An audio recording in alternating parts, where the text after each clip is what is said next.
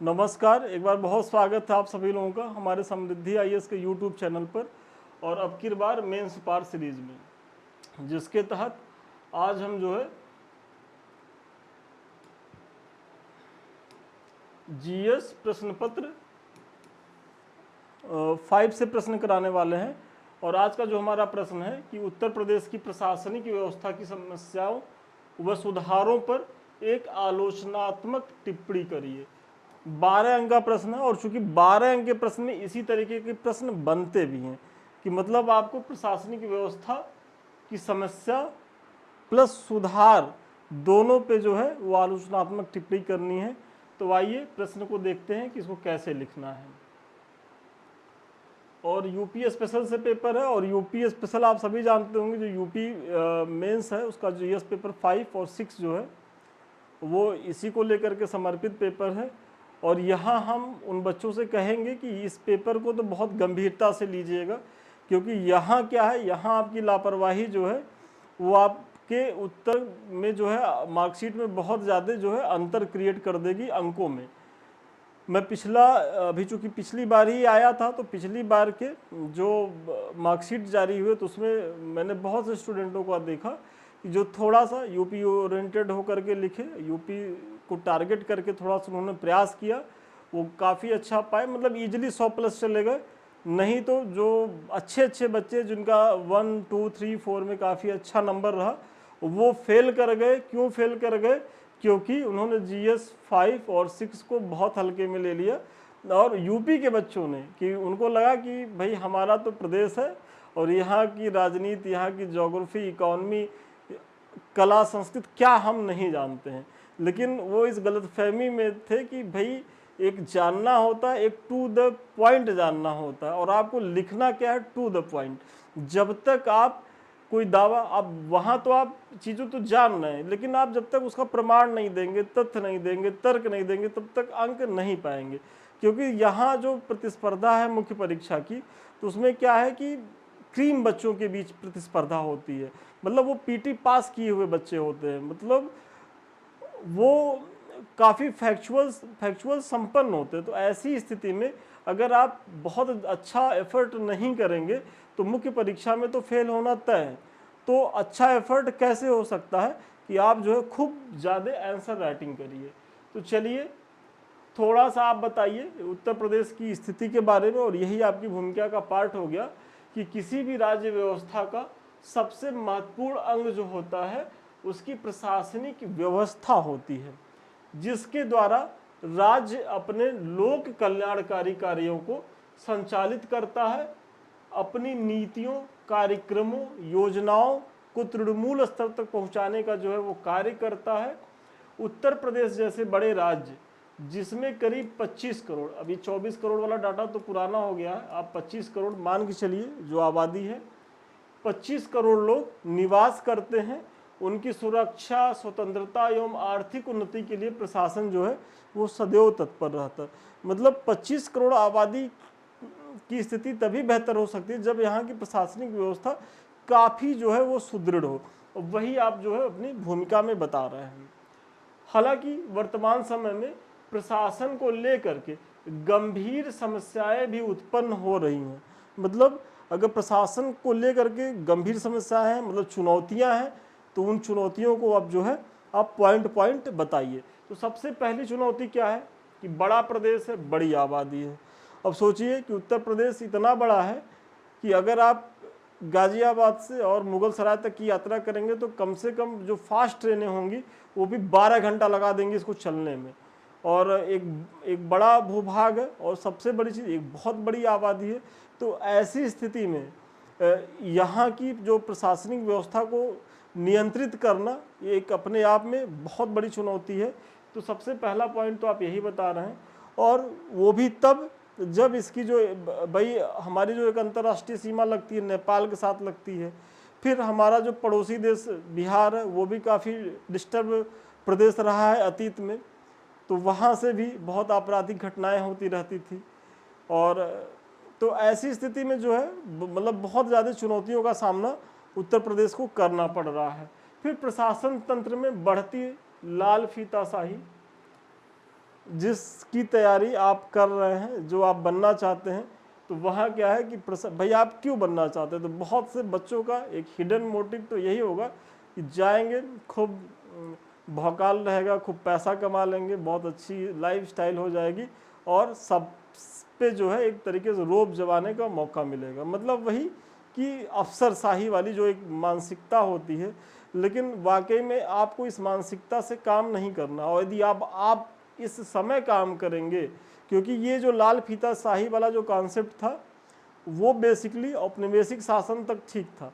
धीरे धीरे जैसे लोग जागरूक हो रहे हैं, सशक्त हो रहे हैं, अगर आप इसी मानसिकता के साथ काम करेंगे तो बहुत संभावना है कि आपको आपका जो स्टेट, अगर आप स्टेट सर्विस में हैं तो जो राज्य सरकार है वो आपको जबरन जो है वो रिटायर करवा ले, वीआरएस दिलवा ले। और केंद्र सरकार में भी देख रहे होंगे चीज़ें कि जो भी अकर्मण्य टाइप के या जो इस तरीके की संस्कृति में विश्वास कर रहे हैं, उनके गर्दन पे जो है तलवार लटकी हुई है। केवल वही लोग अपने आप को बचा पाने में सफल हो पा रहे हैं जो एक नंबर के चाटुकार है। मतलब चाटुकारों का तो भाई हर जगह वर्चस्व रहता है, ये तो अपना उल्लू सीधा कर ही लेते हैं। लेकिन अगर आप चाटुकारिता में कुशल नहीं है, प्रवीण नहीं है, तो फिर इस समय सरकारें बहुत ज़्यादा जो है वो इसको लेके गंभीर हैं। और सरकारें गंभीर इसलिए हैं क्योंकि जनता जागरूक है। अगर आप काम नहीं करेंगे तो आपका वीडियो बना करके पोस्ट कर दिया जाएगा, आप किसी भी अनैतिक चीज़ में पाए गए तो आपका वीडियो पोस्ट हो जाएगा और कब आप नप गए पता भी नहीं चलेगा। तो ये सब स्थिति से छोड़िए, आप जिसके लिए नियुक्त हो रहे हैं उसको लेकर के काम करिए। तो दूसरी जो चुनौती है वो आपने बताया। फिर भ्रष्टाचार। भाई सिविल सेवा में लोग जाना ही क्यों चाहते हैं। अभी हाल ही में एक जो अभिषेक प्रकाश यूपी कैडर के जो हैं और काफ़ी सत्ता के करीबी रहे हैं, यमुना विकास प्राधिकरण के सीईओ रहे हैं, काफ़ी बड़े बड़े पदों पे रहे हैं। और अभी उनका जो निकल के आया कि 1000 बीघे का तो उनका खेत मतलब निकल के आ रहा, लैंड वाली प्रॉपर्टी, और कितना बेनामी संपत्ति। तो ये सारी चीज़ें अभी भी हैं। और सोचिए इतनी ज़्यादा चीज़ें, इतना अंकुश लगाने के बाद भी अभी ये जस की तस बनी हुई हैं, तो एक समस्या है। फिर प्रशासकों का दक्ष एवं पेशेवर नहीं होना। वर्तमान समय में चुनौतियां ज़्यादा जटिल और गंभीर होती जा रही हैं। भाई साइबर अपराध बढ़ रहे हैं, अपराधियों का जो लेवल है अपराध करने का वो बहुत हाई लेवल पे चला जा रहा है। और अभी क्या है कि जो अधिकारी हैं वो अपने आप को उस तरीके का अपडेशन अपने में नहीं ला रहे हैं। मतलब वही जो अपने ट्रेनिंग के समय में जो उनको थोड़ा बहुत मिला था प्रशिक्षण, उसी के सहारे चला रहे हैं। तो इसीलिए क्या होता है कि जो अपराधी होते हैं ये प्रशासनिक व्यवस्था से 4 कदम वो आगे ही दिख रहे होते हैं। तो ये एक बड़ी समस्या है। फिर आपराधिक गतिविधियों का बढ़ता दायरा। हालांकि ये जो पॉइंट है, अब आपराधिक गतिविधियों का जो दायरा है मेरे हिसाब से अब उस लेवल पे नहीं बढ़ रहा है जिस तरीके से पहले थी। अब तो काफ़ी हद तक नियंत्रित करने का प्रयास हो रहा है और नियंत्रित किया भी जा सका, लेकिन अभी भी समस्या है। तो आप बिल्कुल एक पॉइंट में इसको भी दिखा सकते हैं। फिर प्रशासनिक कर्मचारी अधिकारियों का जनसंख्या के अनुपात में कमी। और सबसे बड़ी समस्या तो पुलिस प्रशासन पे आप देखेंगे। और पुलिस प्रशासन के लोग जो नौकरी कर रहे होते हैं वाकई में वो बहुत दयनीय स्थिति में नौकरी करते हैं। कभी कभी आप अगर थाने पे जाइए और थानेदार या जो सिपाही अगर झल्ला के बोले तो आप थोड़ा सा उनकी मन स्थिति को भी समझिएगा। बहुत मतलब पुअर कंडीशन में काम कर रहे हो तो 2-2, 3-3, 4-4 दिन तक उनको छुट्टी नहीं मिलती, डे नाइट उनकी ड्यूटी रहती है।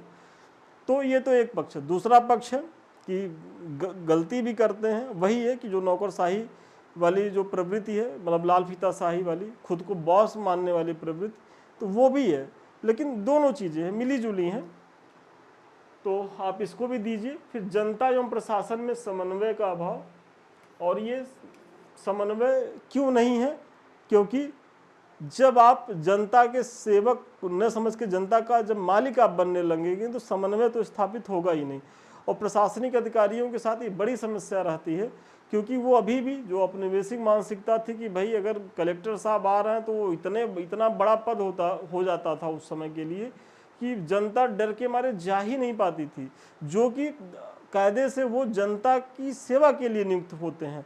और वर्तमान में भी कुछ न कुछ प्रवृत्ति अभी भी पाई जाती है। हालांकि वो सब चीज़ें टूट रही हैं और देखिएगा 20-25 साल 50 साल तक जाते जाते ये सब चीज़ें एकदम ख़त्म हो जाएंगी। लेकिन फिलहाल अभी कुछ न कुछ चीज़ें तो हैं, तो आप इनकी भी चीज़ों को दिखाइए। फिर प्रशासनिक व्यवस्था का निरीक्षण एवं नियंत्रण करने वाली संस्थाओं की शिथिलता, मतलब भाई अगर देखा जाए तो ये काम अच्छा कर रहे हैं कि नहीं कर रहे हैं, तो इनकी चीज़ों को जो नियंत्रित करने वाली संस्थाएं हैं वो खुद अपने आप में शिथिल पड़ी हुई हैं। तो ये जो सम्मिलित कारण हैं वो उत्तर प्रदेश की जो प्रशासनिक व्यवस्था के, और देखिए ये जो प्रश्न का मॉडल है इसको जो अगर भारत से जोड़ करके पूछे, या बिहार का कोई हमारा व्यूवर्स देख रहा होगा और बिहार की स्थिति से जोड़ के पूछे, तो बस उत्तर प्रदेश हटा देना है, देश से पूछे तो भारत लिख देना है, बिहार से पूछे तो बिहार का लिख देना है, उत्तराखंड से पूछे उत्तराखंड का, मध्य प्रदेश राजस्थान किसी भी स्टेट का पूछे। तो कुछ ऐसे प्रश्न होते हैं जो कहीं भी जो है वो फिट बैठ सकते हैं। तो आप जो है इनका बखूबी उपयोग करिएगा। और ये जो पॉइंट है ये सार्वभौमिक पॉइंट है भारत के कॉन्टेक्स्ट में, मतलब यहाँ कमोबेश यही समस्याएं जो है सारे जो स्टेट है उत्तर भारत के तो सारे स्टेट फेस कर ही रहे हैं। तो आप ऐसे स्मार्ट काम भी करिएगा अपने मुख्य परीक्षा के आंसर राइटिंग में। ये कुछ हमारे बैच हैं, आप जो है इनसे जुड़िए, इनका लाभ उठाइए। सबसे पहला ये है कि अब की बार हमारा ये जो मेंस पार बैच है इसमें उन बच्चों को एडमिशन दिया जा रहा है जो इस बार मुख्य परीक्षा दे रहे हैं। और यहाँ उद्देश्य यही है कि 15 जून के पहले पहले आपको प्रत्येक पेपर से जो भी महत्वपूर्ण क्वेश्चन है वो करा दिए जाए टॉपिक वाइज, और जब आप मुख्य परीक्षा में जाएं तो कम से कम 500 प्रश्नों का वो रहेगा ही, निश्चित तौर पे 500 प्रश्नों का जो है वो संग्रह आपको दे।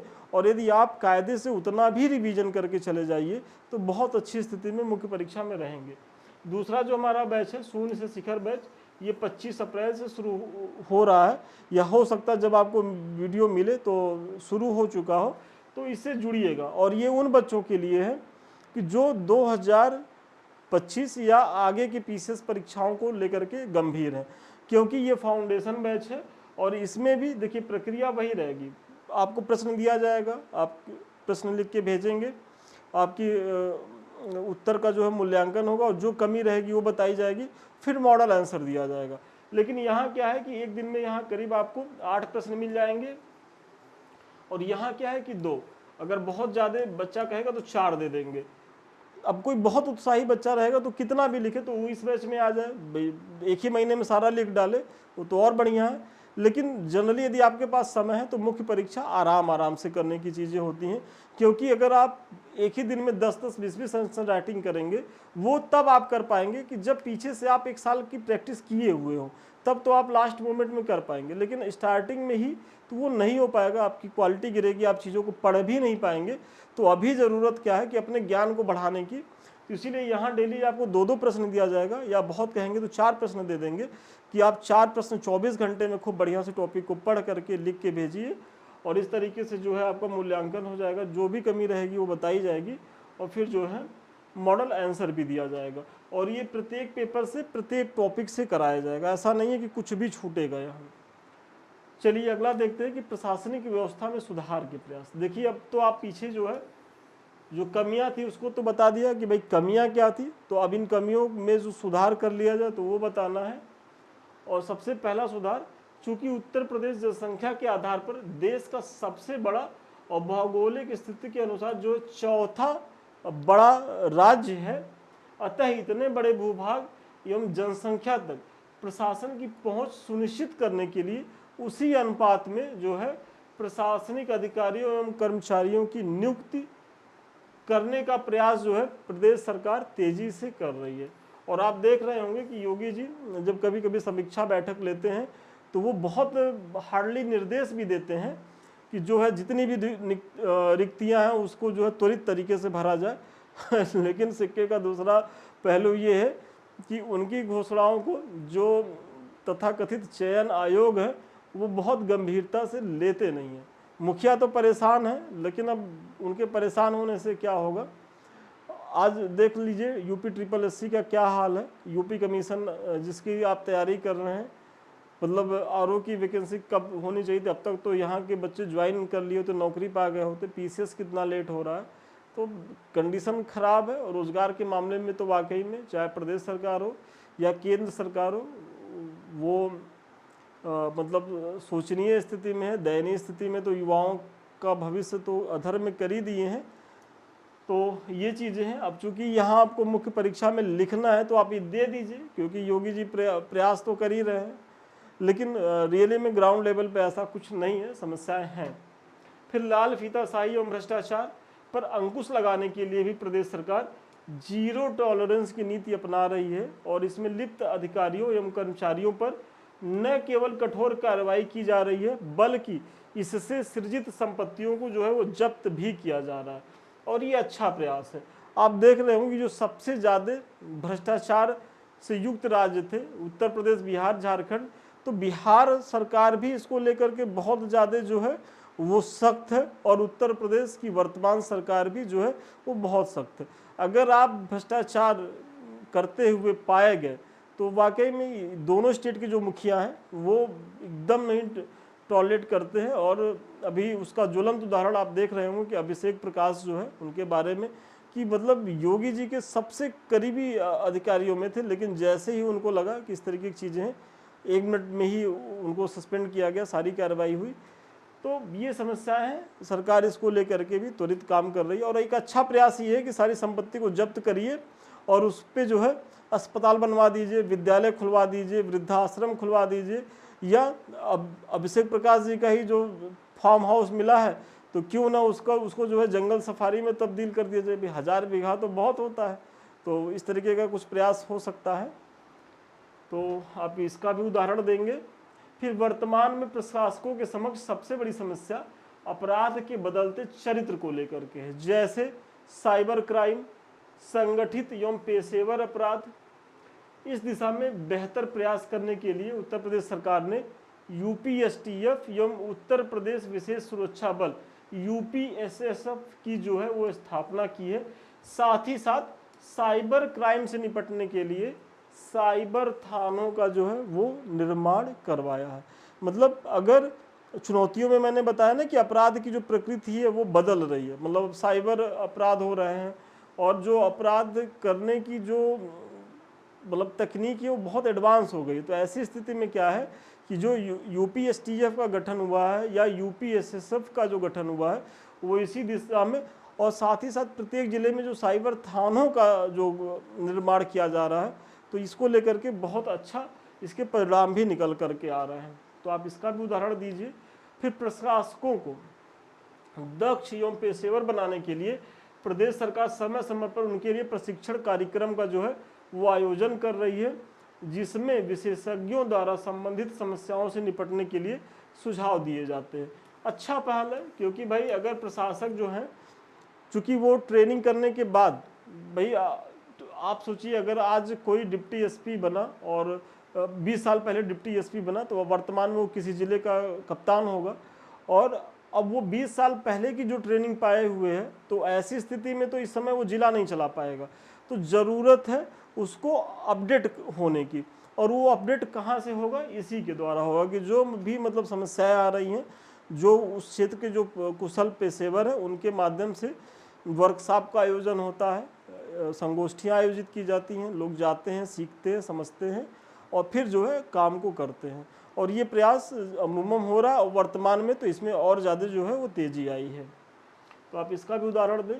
फिर प्रदेश में जनता एवं प्रशासन के बीच समन्वय स्थापित करने के लिए प्रशासन लगातार जनता से सीधे जुड़ने का प्रयास कर रही है। अभी मैंने पीछे सीमाओं में एक पॉइंट बताया था ना कि क्या है कि जनता और जो प्रशासन में है कि लोग जो है आपस में समन्वय स्थापित नहीं कर पा रहे, मतलब एक जो गैप है कि, और ये गैप तो होना नहीं चाहिए। मतलब अगर सही मायने में देखा जाए बहुत बेहतरीन प्रशासन का गुण तो ये होना चाहिए कि आप जनता में एकदम पानी में शक्कर की तरह घुल जाइए, मतलब एकदम डाइल्यूट हो जाइए, अपने आप को कर दीजिए। लेकिन क्या है कि वो दिख जाता है कि एसडीएम साहब, डीएम साहब का जो एक जलवा होता है और जो आम पब्लिक जो होती है, तो ऐसी स्थिति में क्या है कि प्रशासन आपके द्वार वाला जो कॉन्सेप्ट है कि भाई थाना दिवस मनाया जा रहा है, तहसील दिवस का आयोजन हो रहा है, और ऐसी स्थिति में जो सारे अधिकारी होते हैं वहाँ बैठते हैं और जनता जो है वो जनार्दन बन के, मतलब ईश्वर रूप धारण करके जाती है, अपनी समस्याओं को वहाँ बताती है और इसका जो है त्वरित निदान करने का भी प्रयास जो है वो किया जाता है। मतलब वहीं जो है उनके सामने ही जो संबंधित अधिकारी होते हैं वो अपने मातहत को निर्देश देते हैं और ये कहते हैं कि इसका जो है तीव्रता से जो है इसका निस्तारण करके हमें सूचित भी करें। ऐसा नहीं है कि बस निस्तारण कर, निस्तारण करके हमें सूचित करें। तो मातहतों पर जो है एक अतिरिक्त दबाव भी इससे बनता है। तो ये सारी चीज़ें जो है आप बता सकते हैं। फिर क्राइम एवं criminal tracking system network system CCTNS की स्थापना, जिसके द्वारा उत्तर प्रदेश सहित सभी राज्यों में आपराधिक गतिविधियों एवं अपराधियों से संबंधित जानकारी को एक दूसरे से साझा करना। ये जो CCTNS जो पहल है, क्या है कि अगर आप सपोज करिए कि आपने कभी जीवन में कोई अपराध किया तो अब आपका ऑनलाइन रिकॉर्ड हो गया और वो आपकी चीज़ें जैसे ही आप दोबारा कहीं अपराध में पाए गए वैसे ही आपकी चीज़ें जैसे फिल करी जाएंगी कंप्यूटर पे, वैसे ही आपका अतीत में आपने जो भी आपराधिक घटनाओं में जहाँ जहाँ भी आप लिप्त रहें तो आपका पूरा वो ब्यौरा खुद ही कंप्यूटर निकाल के दे देगा। तो इससे क्या है कि अपराधी की जो चरित्र की जो त्वरित पहचान हो जाएगी कि भाई ये किस लेवल का अपराधी है, कि ये पहली बार अपराध कर रहा है, कि ये पेशेवर अपराधी है। और ऐसी स्थिति में जो है वो इनको टैकल करना बहुत जो है आसान होगा। फिर ई गवर्नेंस महत्वपूर्ण, सबसे महत्वपूर्ण है भाई किसी भी चीज़ के लिए। तो ई गवर्नेंस की दिशा में बेहतर प्रयास किए जा रहे हैं, जैसे समाधान पोर्टल, एंटी भू माफिया पोर्टल, ई टेंडर, ई साथी पोर्टल आल।